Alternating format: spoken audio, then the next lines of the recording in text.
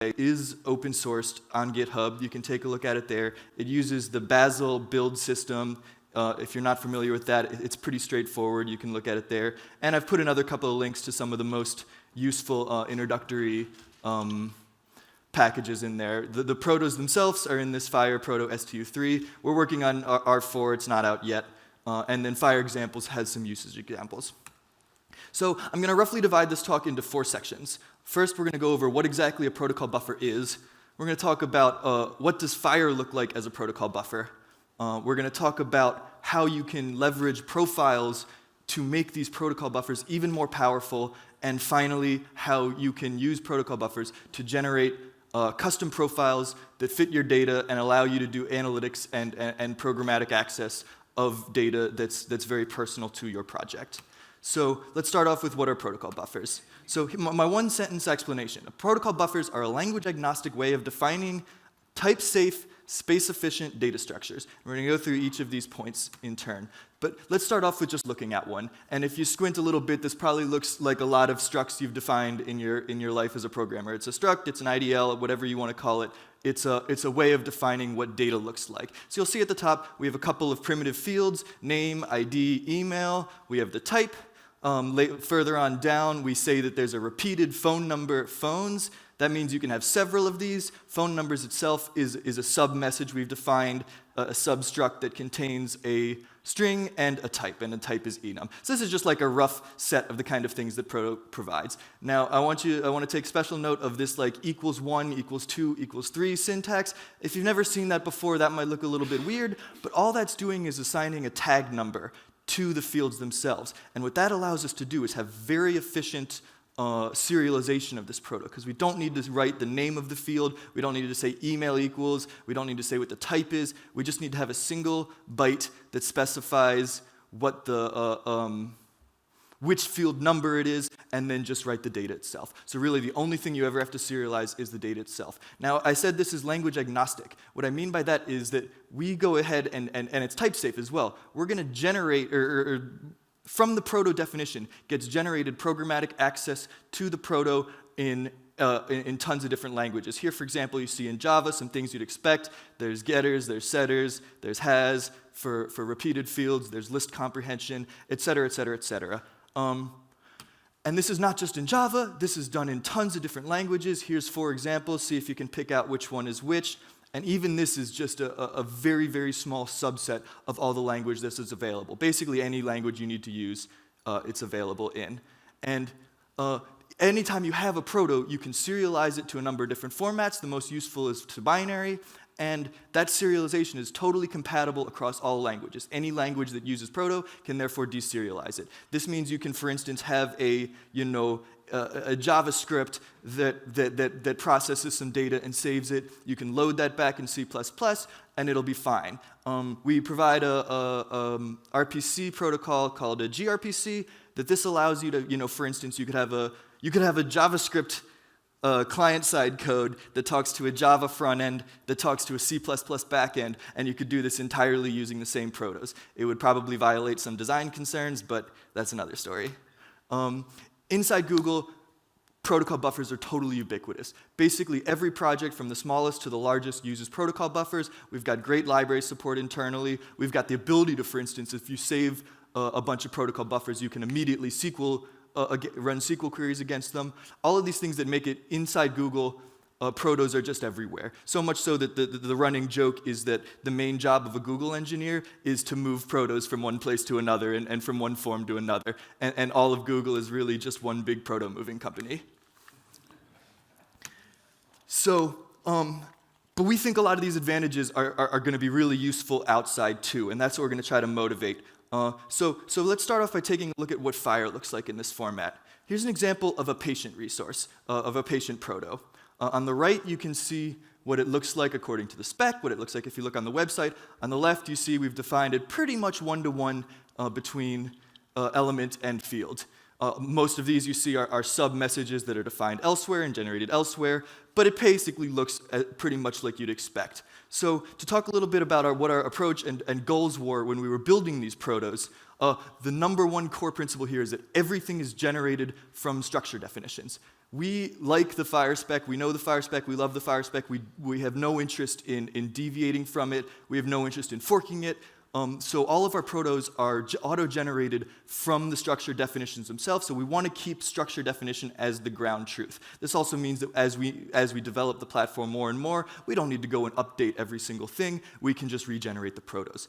And these protos we then use internally. Basically everywhere we interact with FHIR data internally, we use these, but we want to keep the ability to fluidly move between Protobuf and JSON. So anytime we want to interact with an external FHIR server, for instance, or provide data externally, we can always just immediately pop back into FHIR JSON. We're going to enforce constraints at both compile and runtime. So as I showed you before, we get programmatic access to fields, and this guarantees that we're not going to, for instance, have a number in a string field, for instance, or anything like that. But we also get runtime verification. When we parse these data, we'll know that, for instance, date times are well formatted.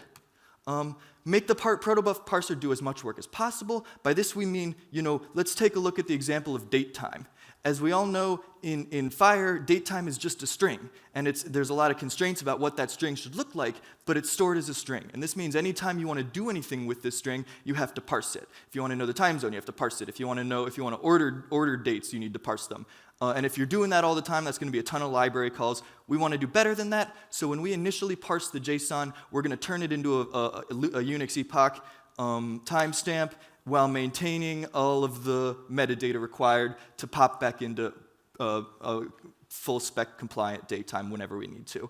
Last thing to note here is down at the bottom, you'll see the string ID and repeated extensions. We want to support the entirety of the FHIR spec, so even on primitive types like Boolean, we still have these IDs and extensions.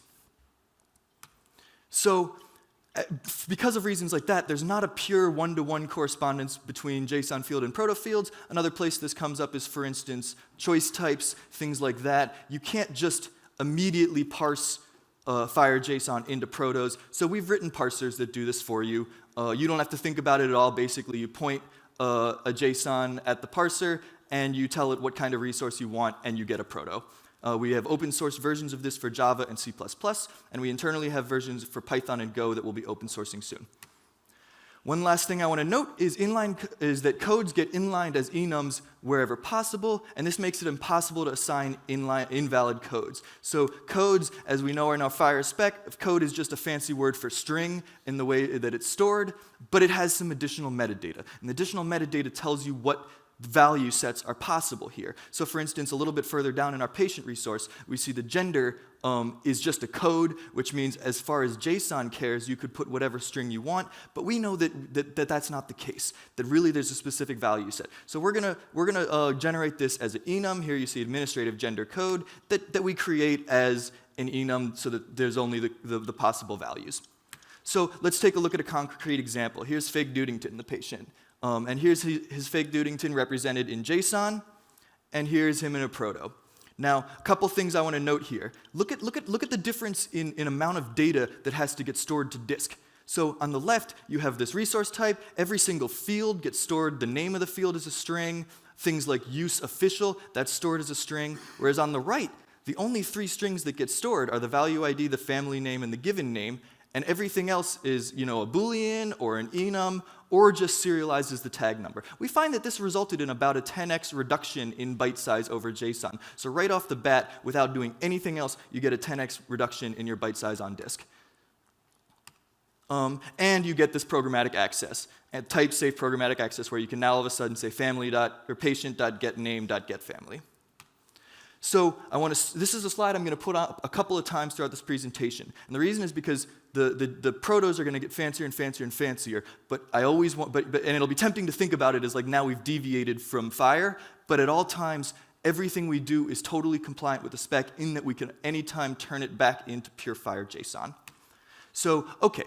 Now we've talked a little bit about what the raw resources like patient, like medication administration, or any of those look like. How can profiles make this more powerful? I want to take a look at a simple example of a SQL query on FHIR data. Here I'm doing this in BigQuery, and here this was done using proto data, but it's a pretty straightforward query. All we're doing is saying, get me the top 2 conditions sliced by gender within a Cynthia dataset. Just to be clear, this is all using the Cynthia synthetic dataset. This is no real patient data, obviously. So this is a kind of a query that you could definitely do on normal FHIR JSON, because all we're doing is looking at normal fields.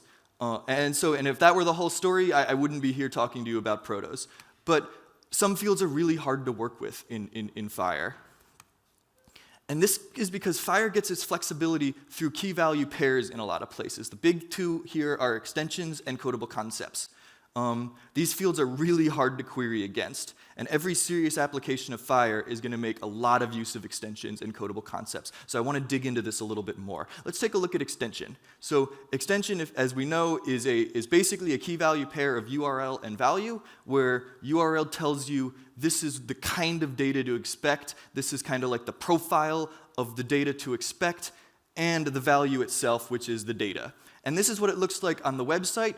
But as we know, the story gets more complicated because extensions can also potentially have extensions. And this means that you can create arbitrarily complex data structures just in extensions. So the way I like to think about this is that like a FHIR resource is a really nice apartment. You've got like, you got your bookcase over here. On the top shelf, the history books go. On the next shelf, the novels go. Over here, you got your kitchen. There's the specific place where cups go and forks and knives. Everything has a proper place. And then off in the corner, there's a big pile. And anytime you have something that doesn't fit in any of these specific places, you just dump it in the pile. And the pile grows and grows and grows. And every time you want to look at that data, you've got to go and like dig through the pile to find your data. And this is why it gets so hard to query against.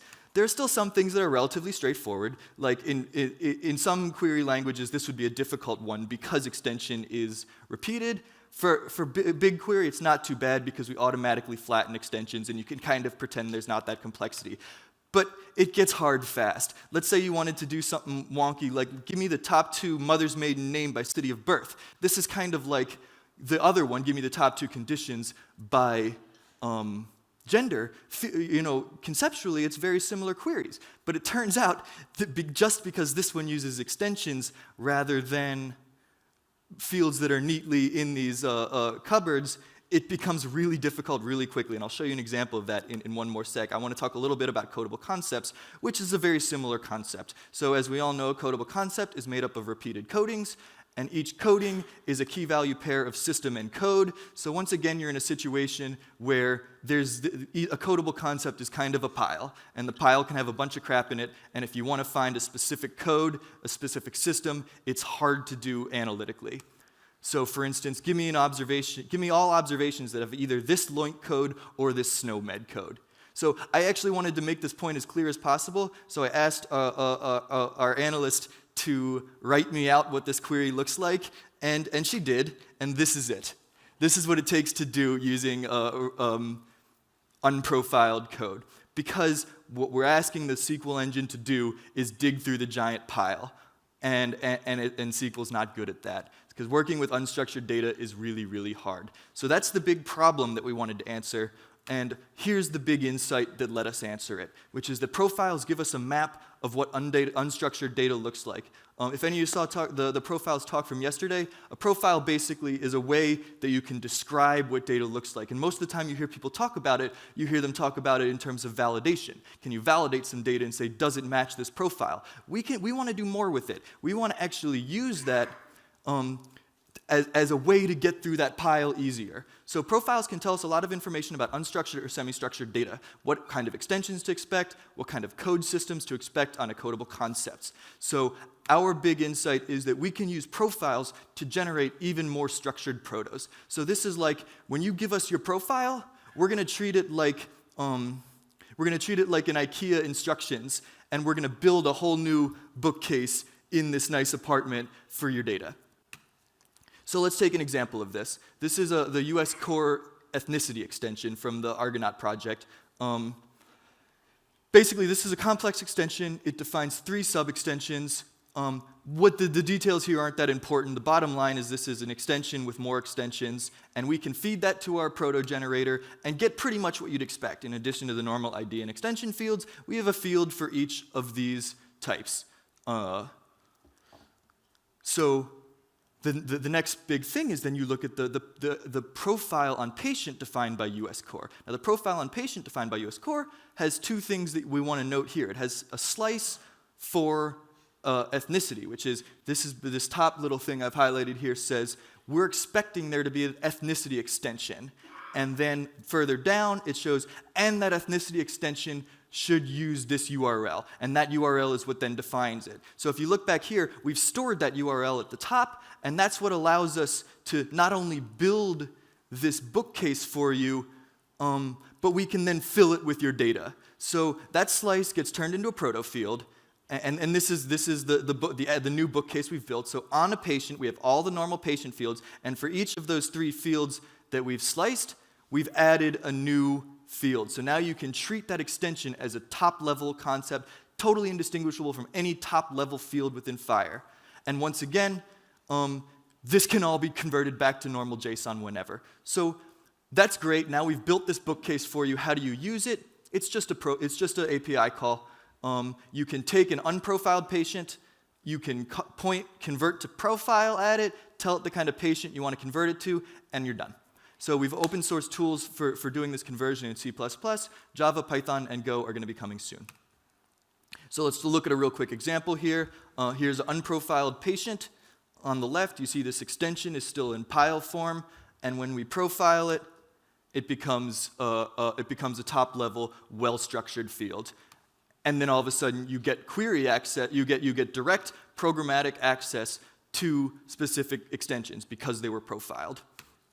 So FHIR protos can always be serialized and deserialized to FHIR JSON. I'm going to stress this again because no matter how fancy we get, we're never becoming like a walled garden. You're never stuck using protos because we can always take this data and transfer it. If someone gives you their data and a profile, it doesn't matter whether or not they ever planned it to be used with protos. You can generate protos, you can process them, you can use that, and then you can send it back as normal JSON.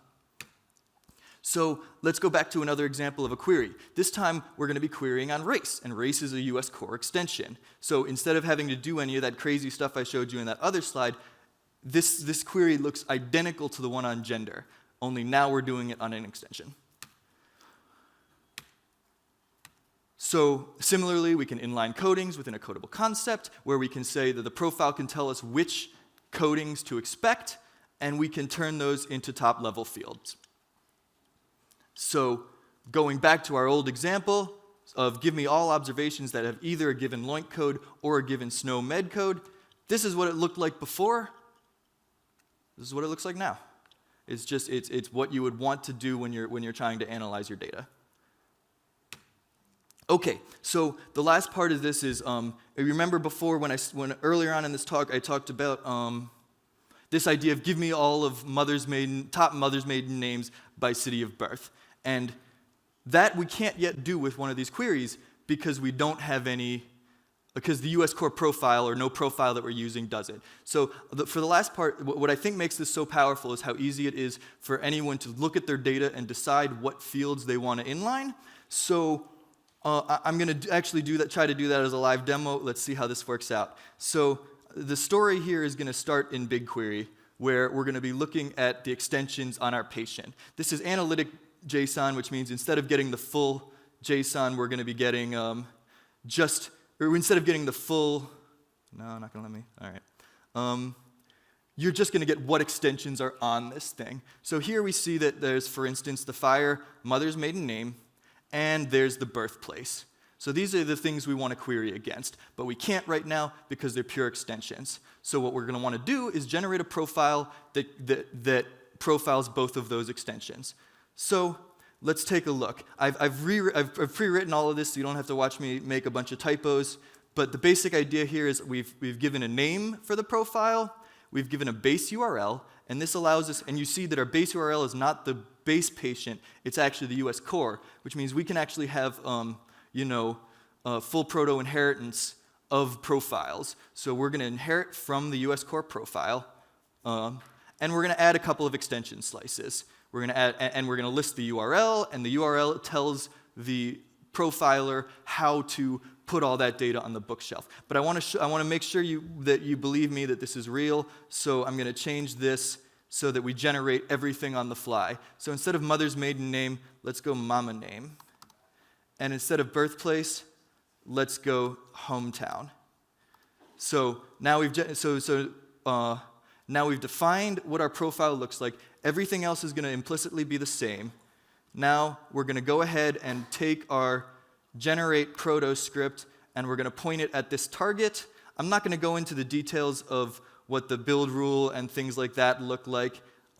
It's all on the GitHub, so you can take a look. The bottom line is it's a very small amount of actual config. So, okay, so let's take this and let's generate. Can y'all see that? Kind of. Oh boy.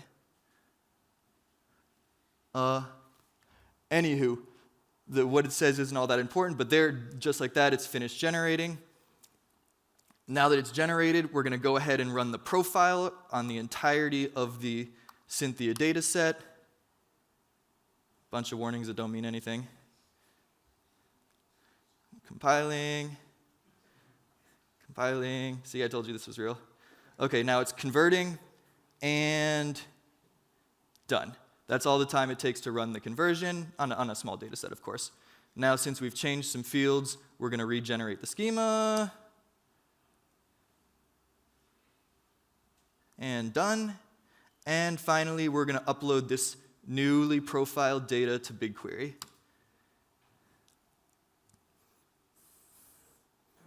All of this is available in the profiles example on the GitHub. I'm putting a link to that at the end. Check it out if this is interesting. Then finally, now if we go to our BigQuery, we should see, in addition to my backup in case everything failed, we should see a demo patient. So now we can go ahead and do the query again. Even though we're cross-referencing two different extensions, we can treat them like top-level fields. Now, instead of birthplace, what do we change this to? Hometown. And instead of mother's maiden name, we change this to mama name.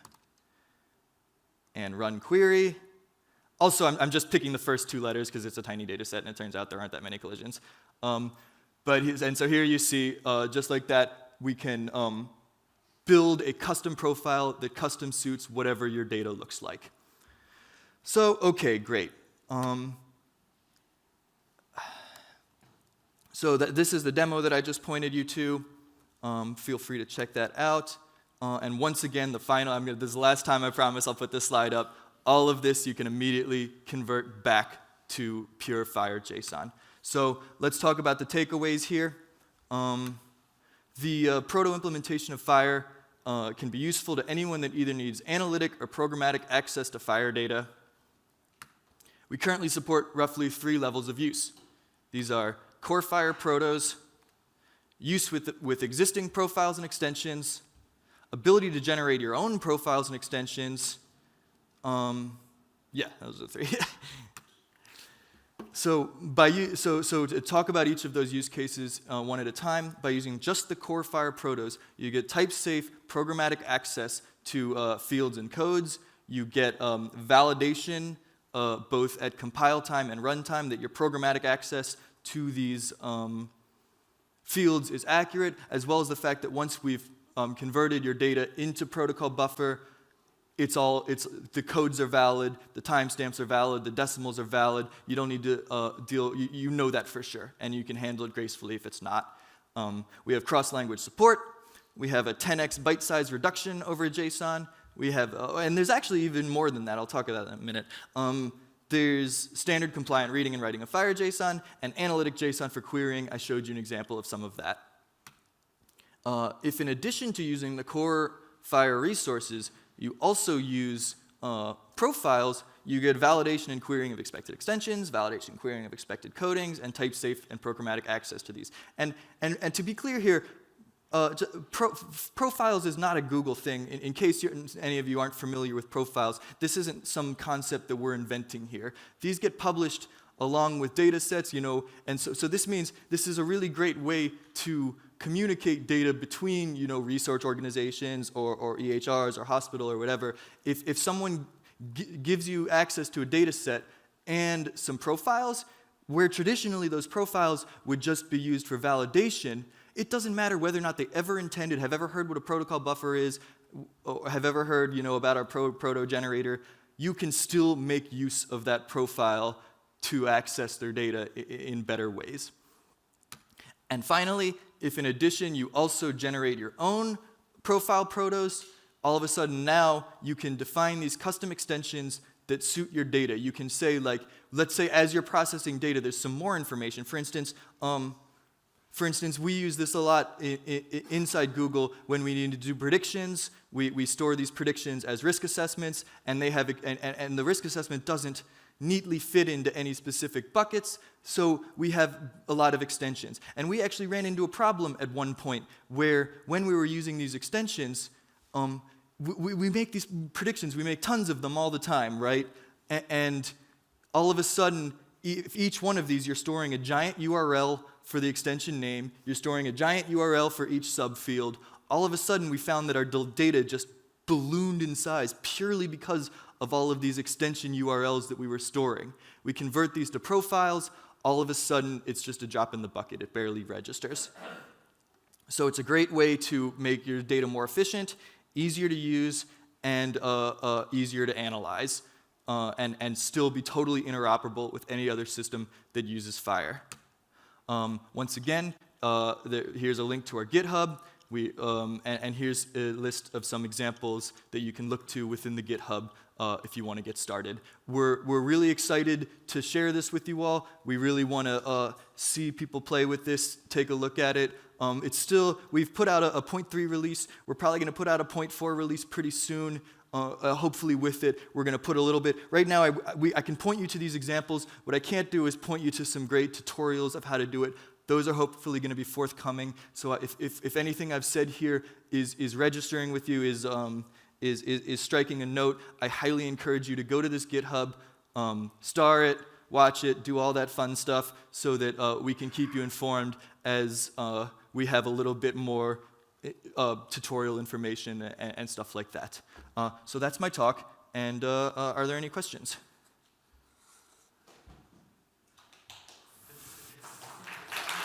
Thank you.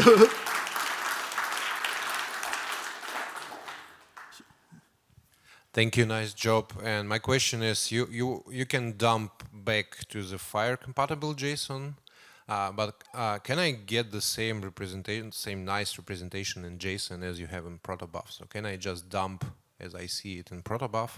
I mean, first-class extensions and stuff. Yeah. So that's what, I glossed over this a little bit, and if I'd have known I would have had 10 more minutes, I would have gone into this in more detail, so maybe now I can.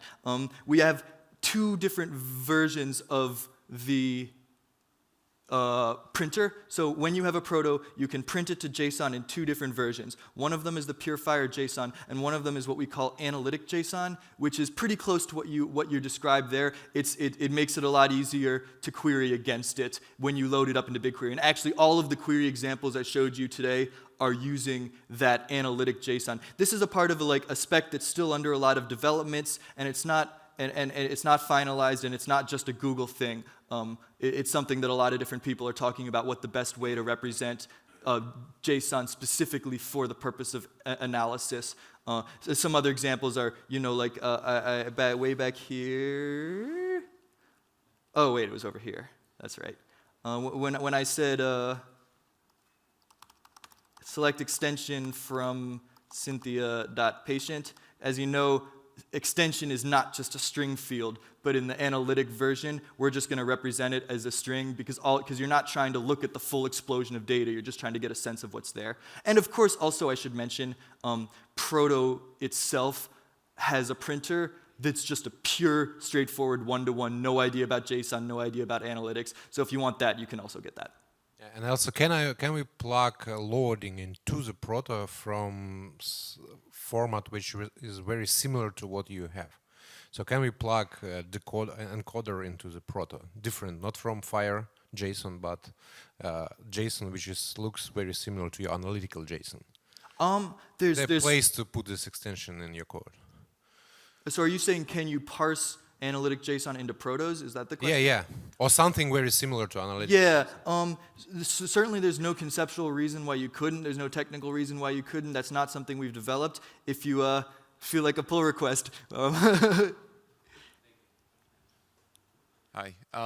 We run NLP over text and clinical documents, and it's not clear to me like where we store the concepts that we pull out, like the SNOMED codes. And is there like a native place in FHIR? Is that an extension? Would we write a profile to capture that? So a lot of times there are places that you can. I'm not sure exactly how this how to answer your question with relation to NLP or anything like that, but I highly encourage you. This is like extensions are the way to store data that doesn't neatly fit into anything else. So if you look around, you look through the FHIR spec and you say there's nothing really that does what I want, the answer is extensions. The problem with extensions is they're a pain, and everything about them is a pain to work with. And so this is why a big goal of the protocol buffer implementation and the profiles on it is so that you can do that freely and it's not as much of a pain. Does that answer your question? I don't have a specific example about where you should put your data, but the great thing about extensions is you can design it yourself and it'll work as though it were part of the FHIR spec. That's, I guess, the key, is that we make it so that you can write extensions that look exactly like you want them to look, and they'll function as though they were part of the core FHIR spec.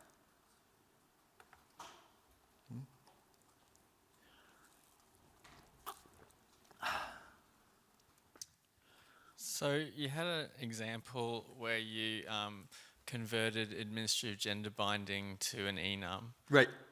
Is there a threshold at which you change that? Because obviously a binding could be a binding to thousands of things. How do you differentiate between that? Well, I guess that's not something that we ran into too often. The biggest one I can think of off the top of my head is the language codes that has about 30. Are there cases you know of that are that large? I mean, theoretically, you could have one, yeah. So you had observation code there before. I'm not sure what that's bound to, but you could, for example, bind it to SNOMED or a subset of SNOMED. Yeah.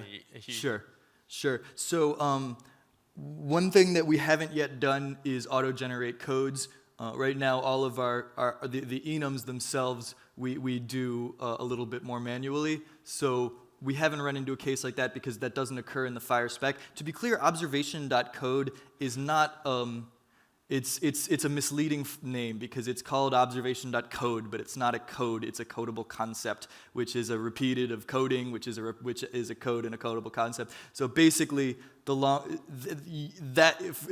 not an issue for observation.code, but theoretically, sure, it could happen. It hasn't happened yet, so it's not something we've really addressed. But I mean, hey, we've got enormous protos. Like our resource proto, check it out, it's enormous. So there's no reason why we couldn't have an enum with 1,000 things in it. Anyone else? All right, thank you very much.